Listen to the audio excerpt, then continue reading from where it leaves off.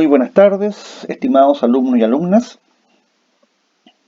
Espero en las cápsulas que estoy grabando hoy, 10 de junio del año 2020, siendo aproximadamente las 15:15 horas, terminar con el programa de nuestro curso. Previo a retomar el estudio de la prescripción, quiero hacerles dos alcances con respecto a materias que hemos visto anteriormente, pero respecto a las cuales encontré por ahí sentencias y que es interesante que ustedes las conozcan en dos materias. ¿Se acuerdan ustedes que cuando estudiamos el Código Civil en materia del pago, hay una norma que es el artículo 1570 que dice relación con las llamadas presunciones de pago? La ley en este punto dice lo siguiente: en los pagos periódicos, la carta de pago de 3 períodos determinados y consecutivos hará presumir los pagos de los anteriores períodos, siempre que hayan debido efectuarse entre los mismos acreedor y deudor. ¿Cuál es el caso? Esta es una sentencia de la Corte Suprema del día 8 de julio del año 2019 en la causa 39.410-2017. ¿De qué se trata esto? Se trata de un juicio donde el arrendatario se defiende del cobro de las rentas de parte del arrendador adjuntando 3 periodos consecutivos. ¿Qué fue lo que ocurre? Que el tribunal dijo, mire, es usted, digamos, en este caso, arrendatario, el que de alguna manera tiene que probar que están pagadas también las rentas anteriores a estos 3 periodos consecutivos. ¿Qué es lo que le dijo la Corte? Mire, aquí esta es una presunción de carácter legal. Por lo tanto, quien tiene el deber de desvirtuarla es el arrendador. Y por lo tanto, es el arrendador el que tiene que demostrar que las rentas anteriores no habían sido pagadas. Entonces,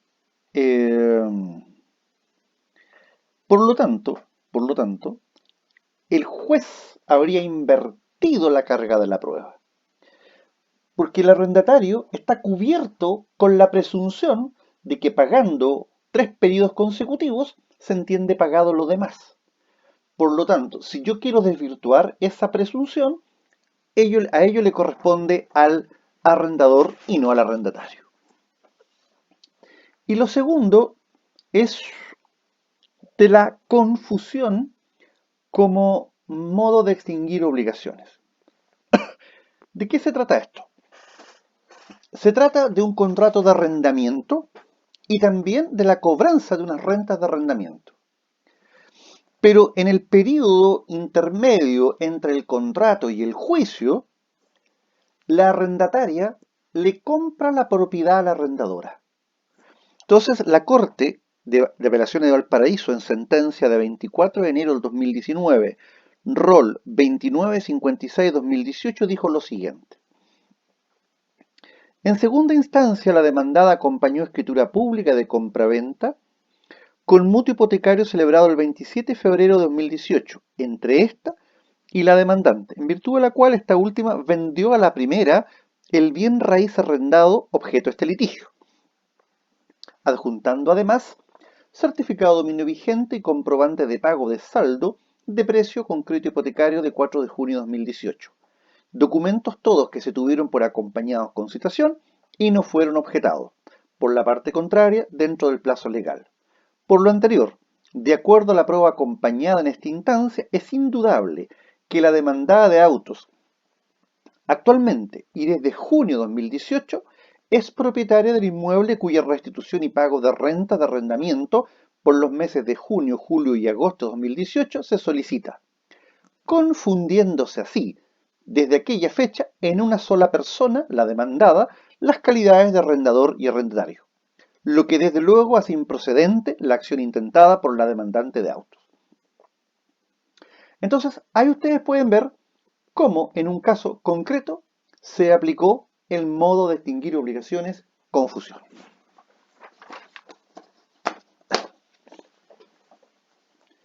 Ahora vamos a retomar la prescripción. ¿Qué es lo que llevamos trabajado hasta ahora? Hasta ahora hemos realizado lo siguiente. En primer lugar, partimos definiendo lo que es la prescripción extintiva y señalando el fundamento de ella. Sobre el tema del fundamento de la prescripción extintiva, es importante tener presente que nosotros lo decíamos. Lo que se busca a través de la prescripción extintiva es darle certeza a las relaciones jurídicas, de tal modo que un derecho subjetivo no ejercitado durante un periodo prolongado crea la convicción de que aquel no existe o que ha sido abandonado. Con respecto al fundamento de la prescripción extintiva y por la importancia de esta materia, voy a plantearles que la Corte de Apelaciones de Santiago, en un fallo de 7 de enero del año 2020, en causa 12.926-2018, sobre este punto en específico, sostuvo lo siguiente.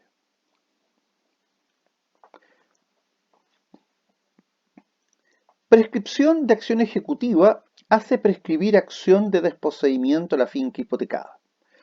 Se debe tener presente que el fundamento de la institución de la prescripción en materia civil corresponde principalmente a la seguridad en el tráfico jurídico, consolidando situaciones jurídicas en un intervalo de tiempo máximo, con el cual no sea posible arrastrar procesos indefinidamente. De este modo, se debe consignar que, si se declara abandonado un procedimiento ejecutivo en la hipótesis posterior a una sentencia definitiva ejecutoriada, o la resolución que haga sus veces, necesariamente implicará la prescripción de la acción ejecutiva que nazca de dicho crédito. De lo contrario, sería posible revivir cada cierto tiempo la acción ejecutiva que por su naturaleza tiene plazos de prescripción menores que las acciones civiles de carácter ordinario. Por lo tanto, esta sentencia no hace más que aplicar el razonamiento que yo les acabo de señalar a ustedes. Luego, vimos o comenzamos a examinar los requisitos de la prescripción extintiva, sus reglas comunes, la acción prescriptible. Dijimos que en materia de reglas comunes, estas son tres. La prescripción debe alegarse, no puede renunciarse anticipadamente y corre a favor y en contra de toda persona. En materia de acción prescriptible dijimos que la regla general es que las acciones sean prescriptibles, pero que por excepción en el derecho civil hay algunas acciones imprescriptibles. La acción de partición, la acción de reclamación de un estado civil, las acciones de demarcación y cerramiento. Y agregábamos al momento de continuar la clase o de concluir la clase anterior, lo relativo a la acción civil asociada a los llamados delitos de lesa humanidad, que de acuerdo a tratados internacionales han de ser considerados como imprescriptibles. Y ahí cerrábamos nuestra clase. Nos queda entonces por ver los dos restantes requisitos de la prescripción extintiva: la inactividad de las partes y el tiempo de prescripción. Vamos entonces a la inactividad de las partes.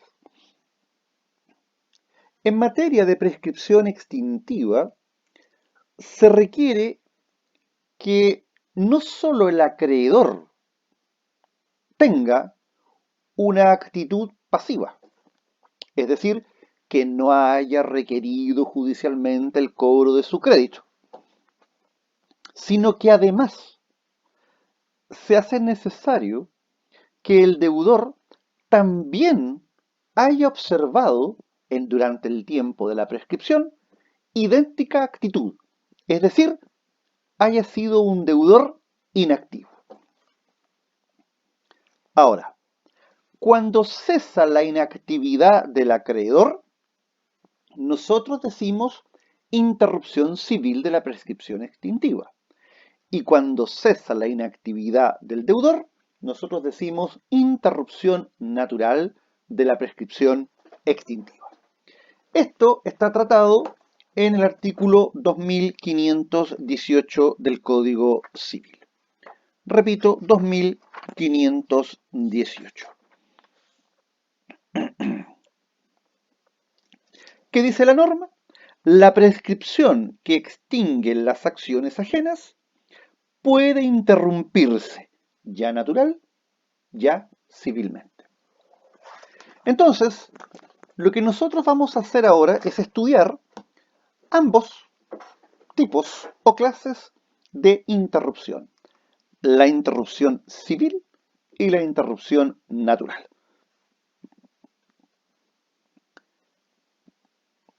Previo a esto, es fundamental dar un concepto de lo que vamos a entender por interrupción en la prescripción extintiva.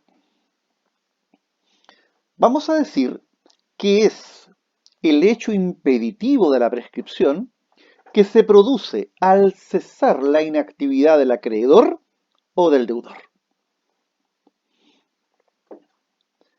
Vamos a ver en primer lugar la interrupción natural.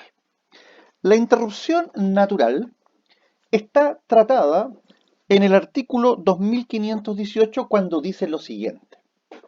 Se interrumpe naturalmente por el hecho de reconocer el deudor la obligación ya expresa, ya tácitamente.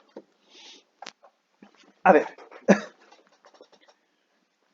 y la ley agrega adicionalmente que ya expresa, ya tácitamente. A ver, ¿qué es lo que interesa acá?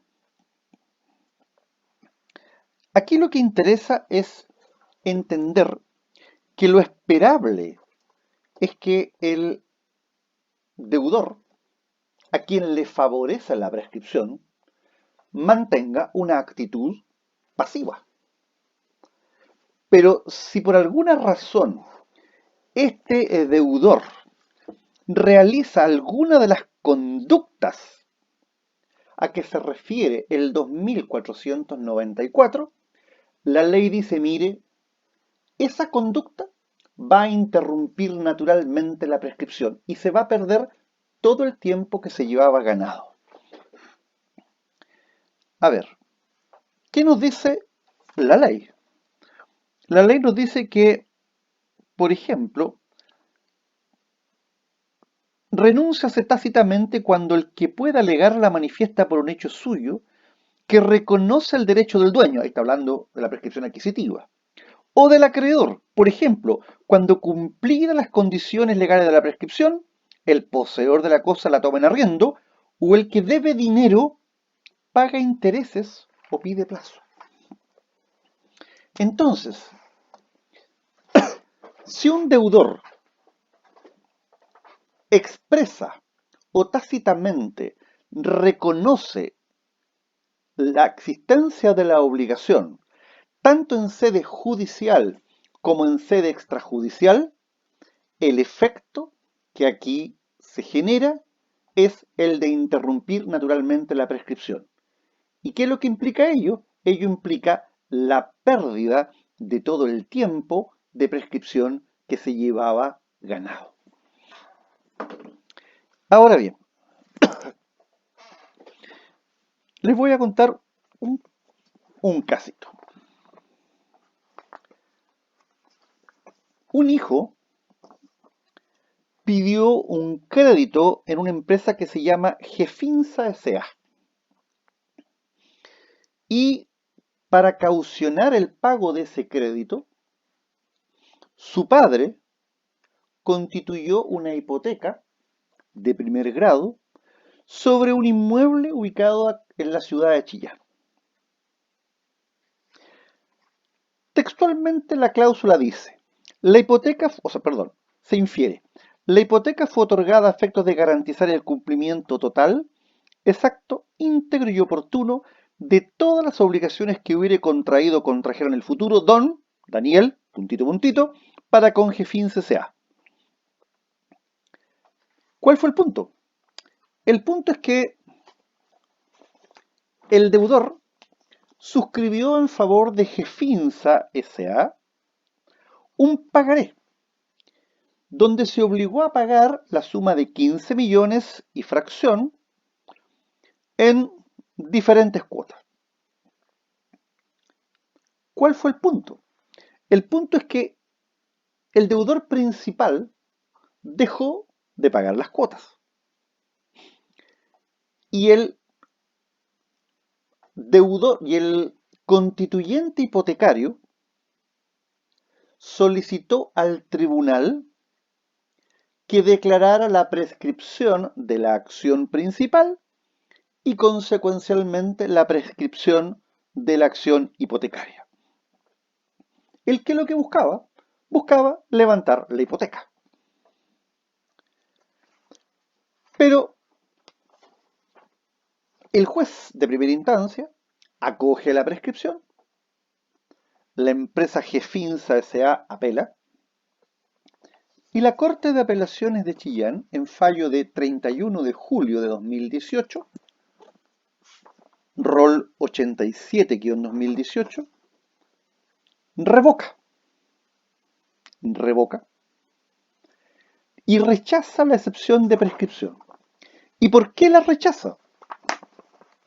Porque el deudor principal, es decir, el hijo del constituyente hipotecario, mientras estaba vigente el plazo de la prescripción, mandó una cartita.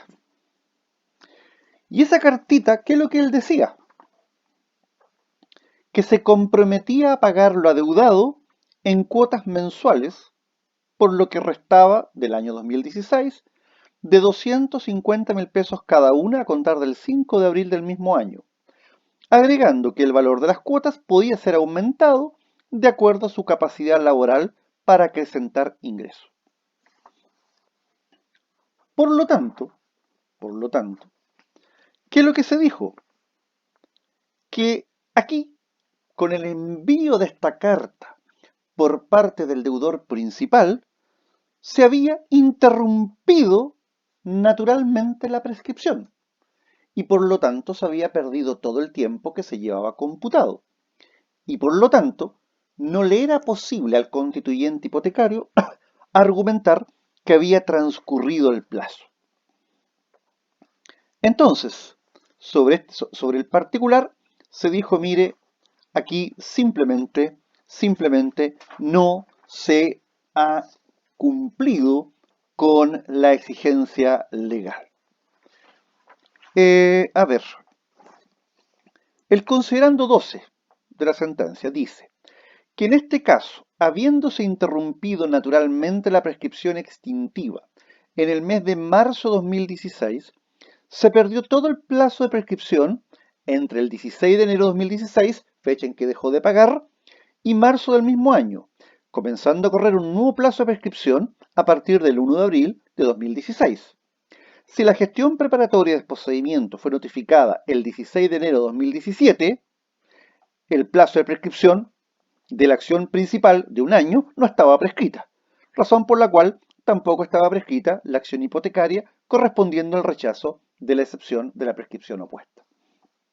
Es decir, si el hijo no hubiese enviado la carta ofreciendo pagar la deuda en estas cuotas de 200.000 pesos o en una suma mayor dependiendo de sus ingresos, el constituyente hipotecario habría podido demandar con éxito la prescripción, pero no logró este éxito porque aquí hubo un reconocimiento. El envío de la carta implicaba un reconocimiento de la obligación.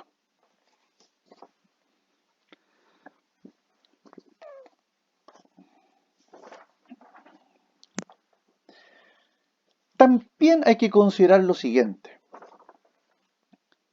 ¿Qué pasa si hay pagos parciales? Bueno, la Corte Suprema, en fallo de 16 de mayo de 2019, dijo lo siguiente, que en razón de los pagos efectuados por la deudora mediante consignaciones de cuotas morosas del crédito hipotecario, materia de autos, entre los meses de febrero de 2015 y enero de 2016, esto es, durante el lapso de prescripción. Tales actos son del todo indiciarios del reconocimiento por parte de la demandada de la existencia y vigencia de la obligación de que se trata, lo que lleva a concluir que operó la interrupción natural de la prescripción. Entonces, si ustedes se dan cuenta, en un caso fue el envío de una carta reconociendo la obligación y ofreciendo un mecanismo de pago, y acá fueron pagos parciales mediante la consignación en la cuenta corriente del tribunal de los mismos montos que estaban adeudados.